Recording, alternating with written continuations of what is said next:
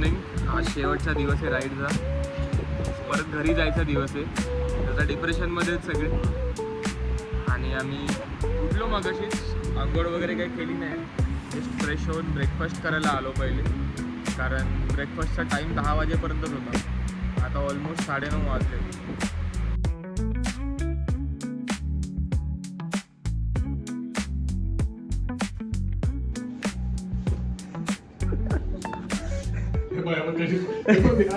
काय बॅग हे करतो रे, दर वेळेला बॅगची साईज बदललेली असते. आता ह्याचा हा स्टॉप पण यायला लागत नाही. सामान पण घेत आणि हा काय करत दर वेळेला, आणि ती मला घ्यायला लागते बॅग, माझ्या पाठीवर सरकार असते.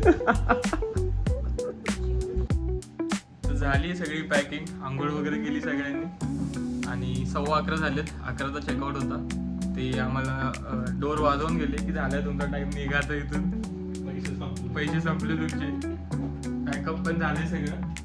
आणि ही बॅग इथेच माउंट करून घेतात दोघं जण, म्हणजे बाईकवर डायरेक्ट लॉक केलं एकदा रेडी टू गो.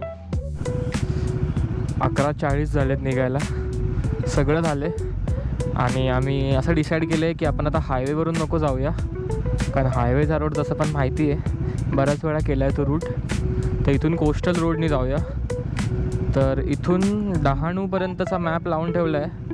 डहाणूपर्यंत इथून पोचायला 1.5 तास दाखवतं आहे. हायवेवरून जरा कमीच लागतं, पण एवढा काही जास्त फरक नाही पडते. मग रस्ता पण चांगलाच असावा. आणि चिन्मय बाहेर जाऊन थांबला आहे पुढे. चलो, गणपती बाप्पा मोरया.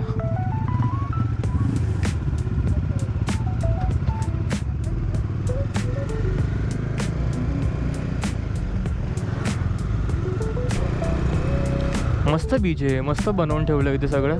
पण खाली असं वाळूमध्ये गेलो ना की खूप कचरा आहे तिथे, खूप कचरा आहे. लोक काय ऐकत नाही कोणाचं, नुसता कचरा फेकतात सगळीकडे. तसं गव्हर्नमेंटनी पण इथे डस्टबिन लावले पाहिजेत, कारण एवढे टुरिस्ट येतात. काल संध्याकाळी आम्ही इथेच होतो तेव्हा फुल पॅक होतं सगळं. आणि आम्ही आईस्क्रीम खाल्ली आणि ती आईस्क्रीमची काडी टाकायला आम्हाला जागाच नव्हती कुठे. अर्धा तास आम्ही तेच घेऊन फिरत होतो सोबत. तर ही नाईट स्ट्रीट आहे. काल रात्री इथेच होतो आम्ही. संध्याकाळी सगळे रेस्टॉरंट्स वगैरे बरेच काय काय इथे खायला प्यायला खूप काय काय. हे कोल्हापुरी मिसळ हाऊस आहे इथे. आणि रात्री लायटिंग वगैरे मस्त चालू असते. वाईब होती इथे, सही जागा आहे. तर कोस्टल हायवे झाला आहे चालू. आणि मला वाटतं सिंगल लेनच असेल. मी काय केलं, मी मॅपवर डहाणूचं लोकेशन टाकलं आहे, म्हणजे ते आतला रोड दाखवतं. आणि समुद्र आहे जवळच आहे, पण एक्झॅक्टली समुद्राला लागून नाही चालत हा रस्ता. मध्ये मध्ये काही पॅच येतात जेव्हा समुद्राला लागून चालेल, पण ते जरा पुढे अजून मला वाटतं.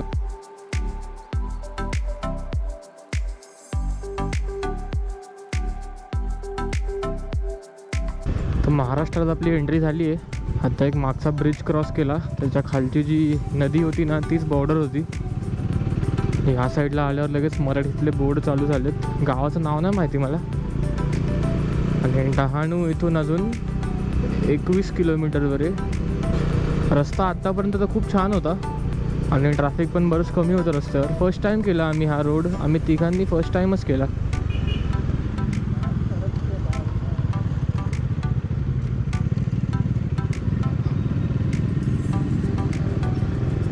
तर बॅग तशी काय खास लूज नव्हती झाली, पण समर्पित बिंग समर्पित त्याने त्यातच खरं केलं.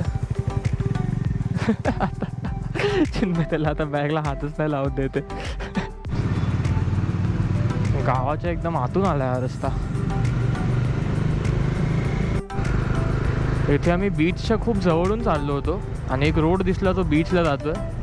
तर आम्ही युटर्न मारून परत मागे आलो. बोललो की बघूया चान्स असेल तर एक ड्रोन शॉट घेऊया इथे, कारण अख्खी राईड आम्ही ड्रोन घेऊन फक्त फिरतोच आहे, पण उडवलंच नाही.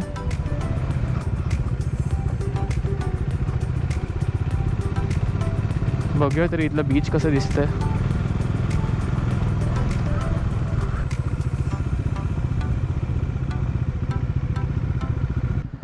$49.9, 50 किलोमीटर झालेत. 30चा मायलेज आहे. गाडी मायलेज कमी का देते मला समजत नाही.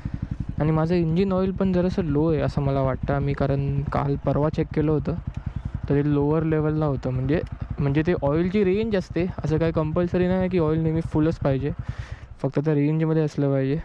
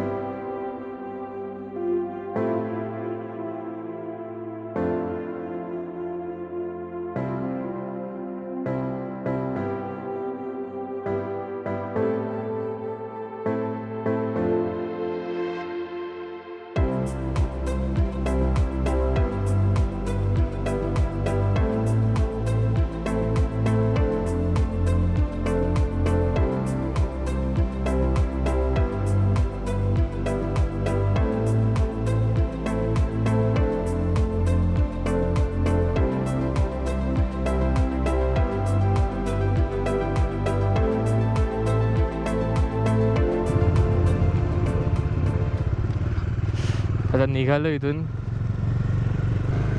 Next stop Dahanu. हे रस्ते खूप मस्त आहेत, असे दोन्ही साईडनी झाडं असतात. रस्ता एकदम डांबरचा प्रॉपर रस्ता आहे. जरा छोटा आहे पण ठीक आहे, ट्रॅफिक नाही आहे, झाडांची सावली पडते रस्त्यावर.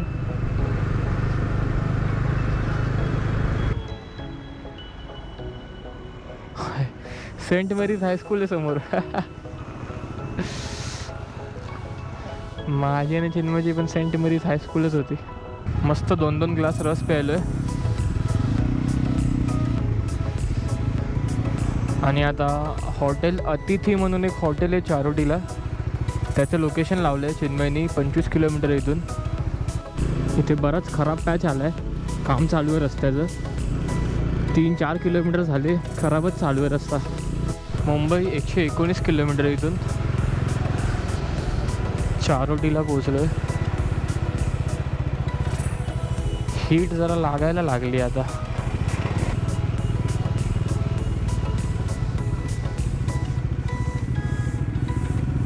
लागतील का तिन्ही गाड्या? लागतील. सावलीतच पार्क केलेलं बरं आहे.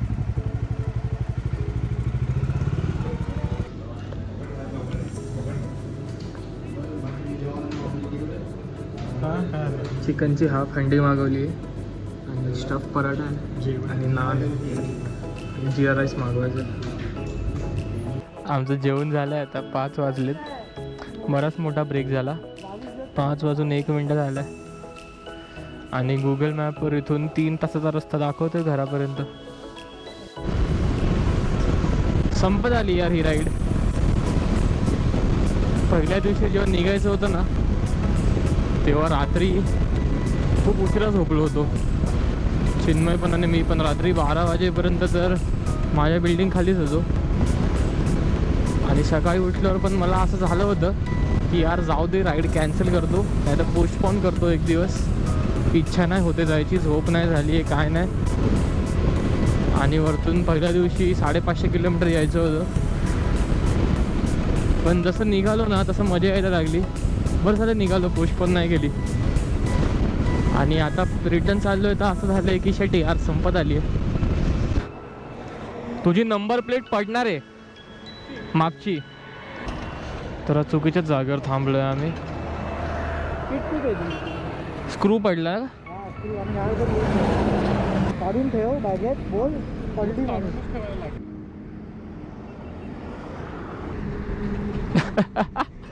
रे. हा गेला का? चिन्मयला पाय टाकायला प्रॉब्लेम होत होता. म्हणत होतं माझी पण प्लेट चेक करून घेतली पाहिजे होती. काय माहिती लूज झाली असेल कदाचित. एक तर मी सर्वात मागे चालतोय, माझी पडली तर समजणार पण नाही.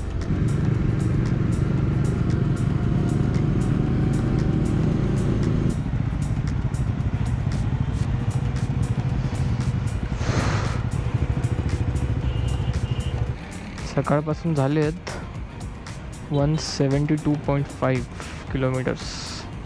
चला जरा एक गुड चहा पिऊन घेऊया, वाटलंच तर खाऊ काहीतरी थोडंसं हलकं. चलो, संपला आहे आपला शेवटचा ब्रेक लास्ट राईडचा. अरे सॉरी, लास्ट राईड नाही, कट. चलो, आपला लास्ट ब्रेक संपला आहे. आता इथून 1.5 तास तरी लागेल घरी पोचायला. डिस्टन्स तसा इथून 40 किलोमीटरच आहे, पण आता ट्रॅफिकचाच टाईम आहे. यार ही ट्रॅफिक तर संपतच नाही आहे. इथून आम्ही जसं हॉटेलमधून निघालो लगेच ट्रॅफिक चालू झाली आहे यार. तर रस्त्याच्या खालून चालवायला लागते गाडी, काय त्रास आहे रे. बाप रे, एवढं ट्रॅफिक फक्त डायव्हर्जनमुळे ट्रॅफिक होतं. पुढे रिकामाचा अख्खा रस्ता.